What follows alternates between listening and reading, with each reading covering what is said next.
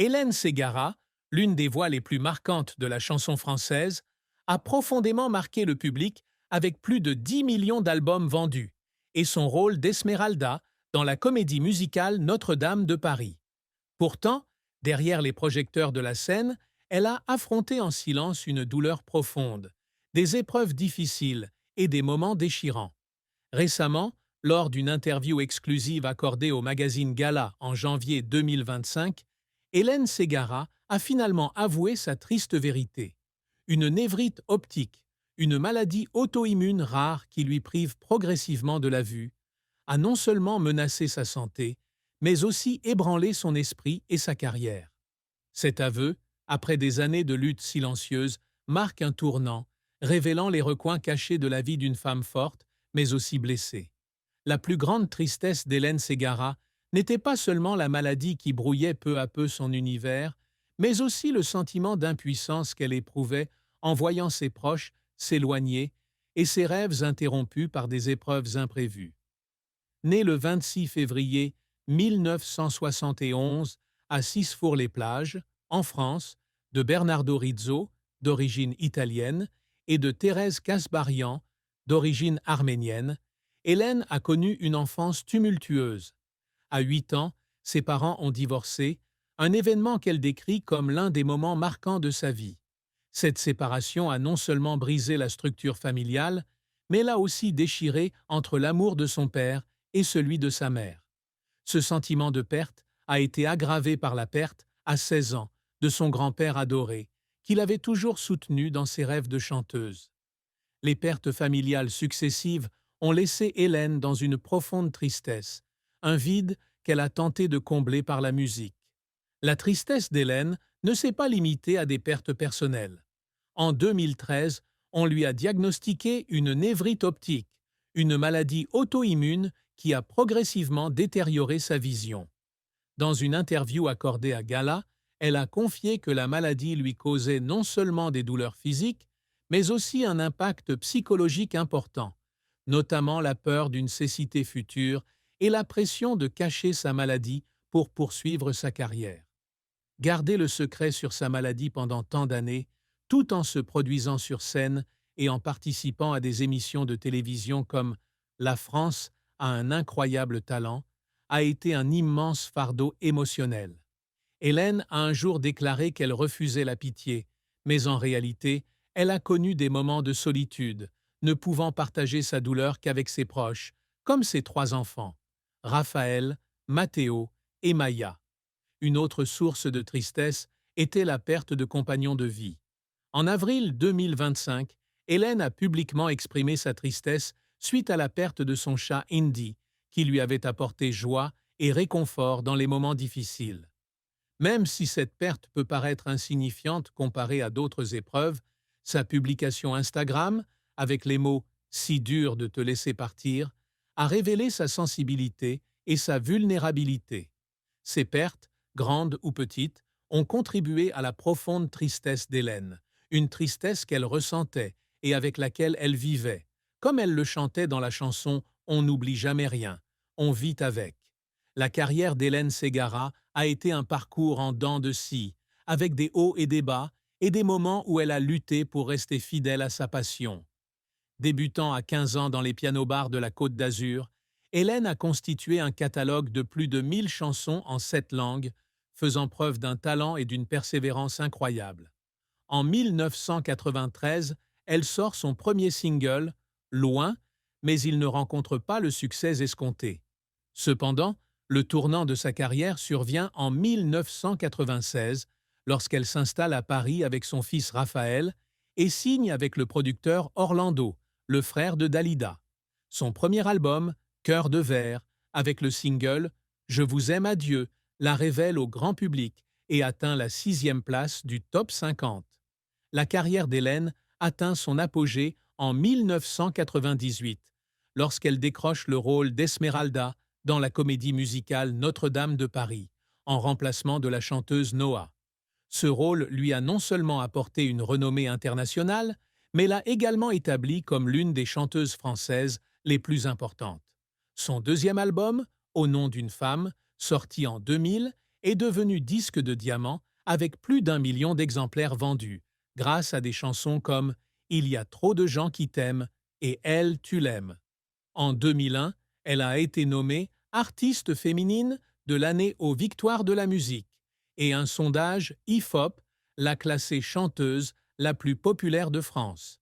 Les albums suivants, comme Humaine en 2003 et Quand l'éternité en 2006, ont continué à consolider son statut, avec des tubes comme L'amour est un soleil et Méfie-toi de moi. Cependant, la carrière d'Hélène n'a pas toujours été un long fleuve tranquille. À la fin des années 1990, elle a dû faire face à une crise majeure lorsqu'on lui a diagnostiqué un kyste aux cordes vocales.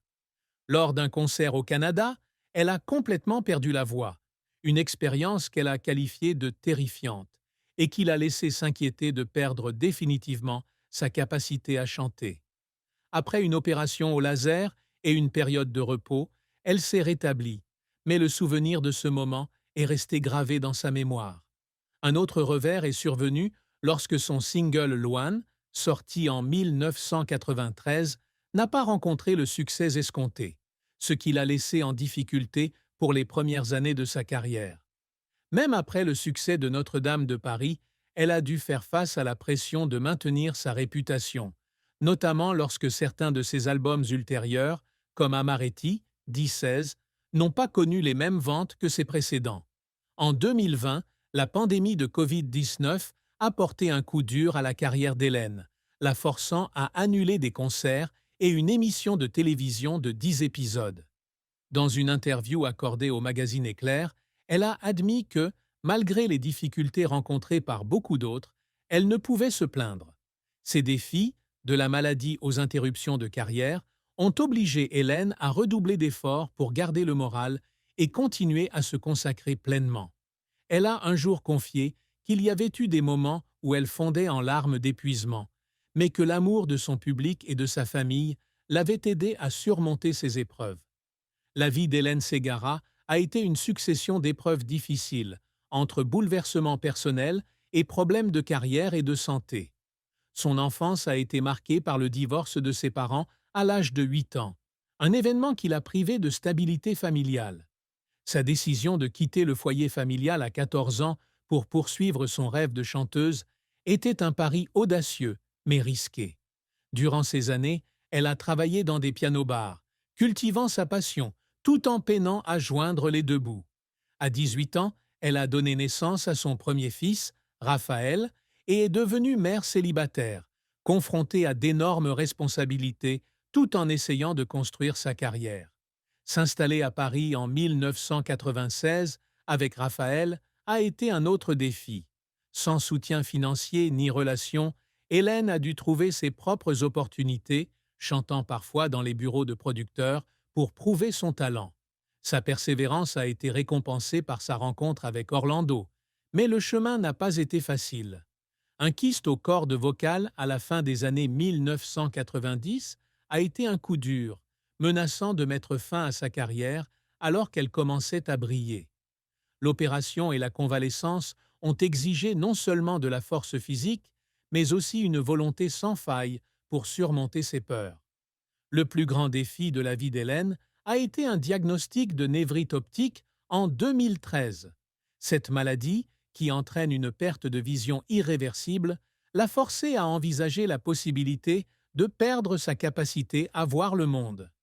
Dans une interview accordée à Gala, elle a révélé avoir subi 17 greffes de cornée et plusieurs traitements aux corticostéroïdes, sans que son état ne s'améliore significativement. La maladie l'a non seulement affectée physiquement, mais a également eu un impact profond sur son mental, la laissant aux prises avec un sentiment de désespoir et d'anxiété face à l'avenir. Continuer à se produire et à juger dans « La France a un incroyable talent » tout en luttant contre la maladie témoignait de sa résilience, mais représentait également un lourd fardeau. Hélène a également dû faire face aux défis de sa vie de mère. Avec 3 enfants, Raphaël, Matteo et Maya, elle a eu du mal à concilier sa carrière professionnelle chargée avec ses responsabilités familiales. Matteo étudiant la médecine aux États-Unis et Maya la psychologie au Canada, elle a souffert de la séparation. Elle confiait un jour que l'éloignement n'est pas toujours facile à vivre, mais qu'elle trouvait du réconfort en voyant ses enfants grandir et devenir indépendants.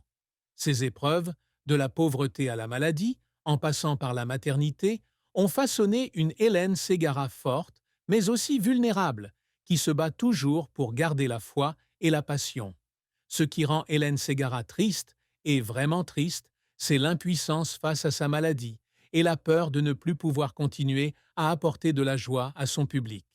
Dans une interview accordée à Gala en janvier 2025, elle avouait que sa névrite optique l'avait amenée à affronter des moments sombres, où elle craignait de ne plus pouvoir voir le visage de ses enfants, ni de continuer à se produire sur scène. Cette tristesse ne vient pas seulement de la perte de la vue, mais aussi du sentiment de ne plus pouvoir accomplir sa mission d'artiste, connecter et inspirer son public. Ayant toujours privilégié le don au recevoir, comme elle l'a confié un jour au magazine Éclair, Hélène